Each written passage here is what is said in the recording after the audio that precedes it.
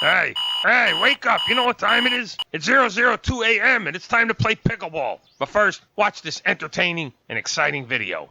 The singles championship in August 2017 at the Clark Rec Center was intense to say the least. Even the free Pro-Am doubles event, while a lot of fun, had tons of excitement to it. The doubles had a bit of a Red Bank flair as Subash Warrior and Walter Scott earned medals, while local favorites Lois Dick, Henry Badillo, Ed Nowak, and Clark Rec star Barb Tybergsy also took home some hardware. But in singles, it was Stephen Hemstock, pictured in the center here, that grinded it out, winning a gold medal and a trophy, along with another trophy shown here, which will be permanently displayed at the Clark Rec Center. Next summer, Steve will get a chance to defend his title against all oncomers. And now, for the presentation of the Perpetual Trophy, here is myself and Rec Center Director Ralph Bernardo. We had a huge singles championship here at the Clark Rec Center, and Stephen Hemstock was the champion out of 16 players.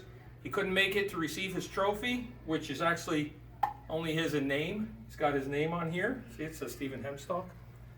And on his behalf, the director of the Clark Rec Center, Ralph Bernardo, thanks for the pickleball program. We really appreciate it. Ralph is going to find a place in the trophy case, and we're going to have it on display until next year's championship, and we'll have a video of that later.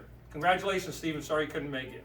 Congratulations, Steve, and I want to thank John for all your help in putting this whole entire Not program me. together. All you. Appreciate it. Thanks on Thank behalf you. of Stephen Hemstock. You're welcome. Congratulations, Stephen. The Pro-Am doubles medalists are on the right in third place, Lois Dick and Subash Warrior. Second place goes to Henry Badillo and Ed Nowak. And the gold medalists in the center, Barb Tybergsy and Walter Scott. Congratulations. And in singles, it was Henry Badillo in third place. On the right, Louis Vesicelli, who was all heart, taking silver. In the center, it's champion Stephen Hemstock. Congratulations. I'd also like to thank my wonderful wife, Susie, for helping run things so I could actually play and have fun. Thanks, dear. Love you. And now for some doubles action. In this rally, Henry thinks he's got something with this lob, but it's just not deep enough. And a lucky net shot by Subash drops softly out of Ed's reach. This was a fun back and forth rally between gold medal champ Barb T and Subash Warrior. Barb's aggressive drive shots just keep coming back at her, and the rally ends with a ball that is barely wide, rewarding Subash's defense. And now, on to the action we all came to see, the singles championship. But first, let's check out some fun bloopers. In the first clip, John Choi has perfect position at the net, but Jonathan Clay's backhand gave many players trouble on this day. It was no different for John Choi, seen here checking his paddle for holes after this whiff from up close. Next, it's Jonathan who bombs instead of blasts, getting a little too aggressive on this shot. Either his backhand or his paddle or some combination of both betray him badly right here. And lastly, it's a player one would rarely see in a blooper reel. My best friend Artie Warwick. He knows Henry has a great lob, but this one just seems to have radar and eats him up. It continually tracks him as he tries to let it bounce. Clearly, Artie's lack of mobility thanks to two bum knees were to blame, but it still lands him in the brief blooper reel. And now, the highlights from our singles championship, and we start off with one of the longest rallies of the day. Rallies in singles usually don't last too long, unless two players with great mobility are squaring off against each other. Henry Badillo and Lou Vesicelli are all about mobility and are known for their quickness to the ball. Here, neither is able to put the other away until Henry cuts it a little too close on this cross-court hand-switching forehand to give Lou the well-deserved point. The players are always apologizing for getting lucky on a net shot, but I've always believed it's an absolutely perfect shot. Lou gets one here against Steve Hemstock that Steve has no chance of saving. Now this net shot was extra heartbreaking for Artie. You will understand why when you see later the entirety of this hard-fought rally. Now, hitting trick shots while goofing off is fun, but doing it in the middle of a match is taking it to a whole other level. I've seen Walter Scott from Red Bank hit these in rec play, but John Clay was the master during this tournament. Here, he hits a tweener as easily as we hit a forehand, and in this rally, he not only hits another tweener between the legs against John Choi, he is actually able to direct it close to the sideline, forcing John Choi out of position. John does hit a nice cross-court forehand, but Jonathan completes the rally with a nice forehand on the run into the open court. A good serve is a lot more effective and important in singles than it is in a doubles match.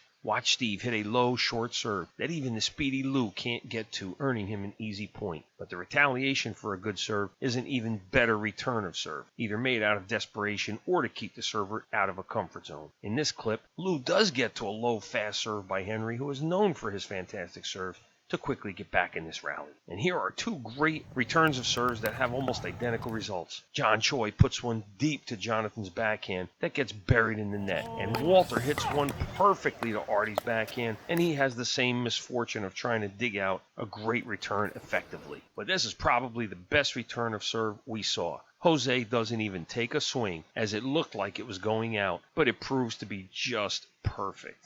Now, passing shots and cross-court shots are important in all racket sports, and it's no different in pickleball. Not too many players were ripping passing shots past the singles champ, Steven, but Jose does show us how to do it right in this first clip of a great pass down the line. And we mentioned John Clay's backhand earlier, and here you will see what we were talking about. First, he gets one by John Choi as it lands right on the sideline, and Lou also falls victim to one that's got a little bit less finesse and a lot more authority. However, in this rally, Lou not only has even better position, but he seems to be waiting for it and jumps all over it to hit his own forehand that Jonathan's got no shot at. In this clip, singles champion Stephen Hemstock reaches way down low and hits a nice cross-court shot to get a side out against Jose. Now you will see John Choi hit this shot more than once in this highlight reel. Subash hits a nice slicing backhand down the sideline, but watch John stretch low and still get off a great cross-court shot. Henry and Lou get into a great cross-court battle in this rally, and Lou wins the point with two backhand cross-courts in a row. Henry had great position at the net, so Lou not only had to hit it perfectly, but he needed a little body English to keep it in play.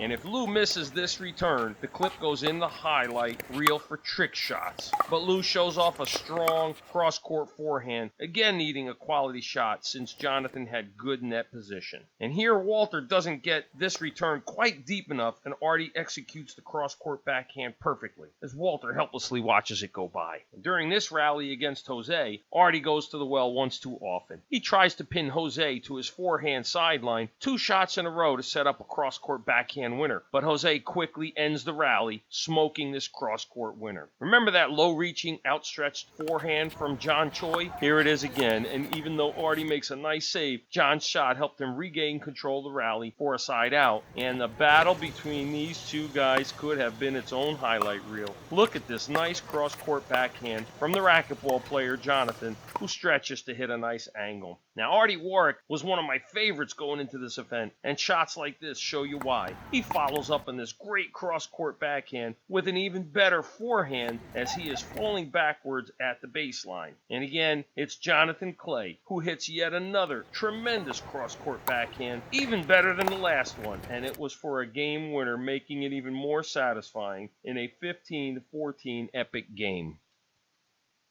But my favorite cross-court shot of the weekend goes to Artie Warwick. Henry returns a deep, spinning ball that has Artie falling backwards at the baseline, but he absolutely smokes this ball past Henry, who had great position, again, right at the net. Wow!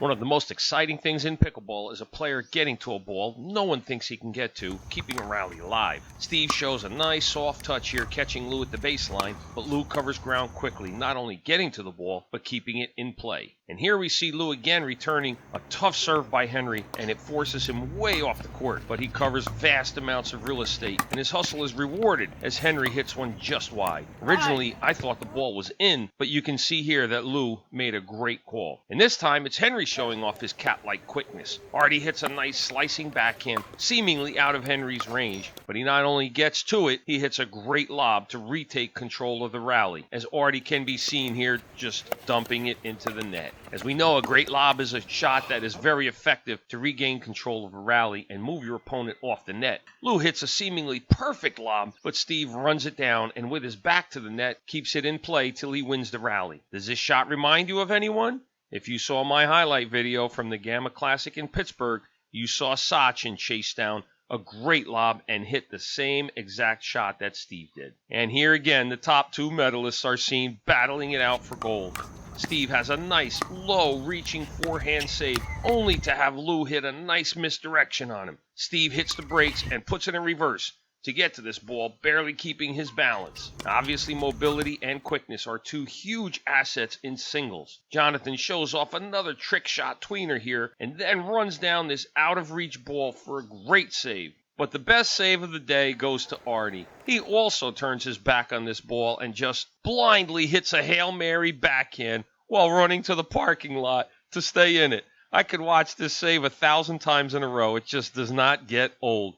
He follows it up with another nice save after this nice misdirection hit by Jose to stay in the rally. And now we come down to the last top plays of the day. And there are the three best rallies. You saw a short clip of this net shot by John Choi earlier, and now you'll see the whole rally showing why it was such a heartbreaker. John keeps the rally going with another low-reaching forehand deep to Artie's backhand, forcing him off the court. But Artie keeps it going with his own stretching forehand, helping him regain position. But fate steps in, and John catches a break as the ball rolls off the top of the net as Artie helplessly pleads his case. For the second best rally of the day, just watch Artie in the blue shirt. Here he comes to the kitchen, but Jose drives him off with a great lob. We saw this save earlier as Artie just hits it like, I don't give a beep. Somehow he stays in it and saves two more shots, including this great misdirection by Jose. But it forced Artie way off the court, and he can only prop himself up on those bad knees to keep himself upright as the ball lands harmlessly in the open court. And now, for the top rally of the day, you better buckle up. It's Lou and Jonathan at it again. Both players are at their limits keeping the rally alive, stretching wide and hitting quality shots on the run. Look at this great backhand by Lou. Amazingly, even this shot is within Jonathan's range. Finally, fatigue starts to take its toll, and Lou hits a ball a little too close to the center line, giving Jonathan one last gasp effort to win the rally. But Lou finally puts him out of his misery and deservedly scores the point. Not sure if you noticed, but just check out how far off the court Jonathan is after getting to these two balls. Let's watch this great rally again in real time and with audio.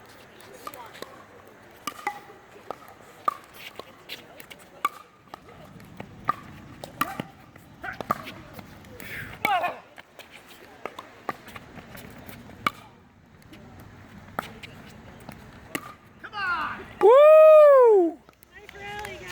Wow, now that was some exciting pickleball. If you didn't like that video, too bad. Every single player showed us Johnny Smashmouth type of pickleball by hustling their ass off, squeezing the life out of every point, and they all deserve a Johnny Smashmouth stamp of approval.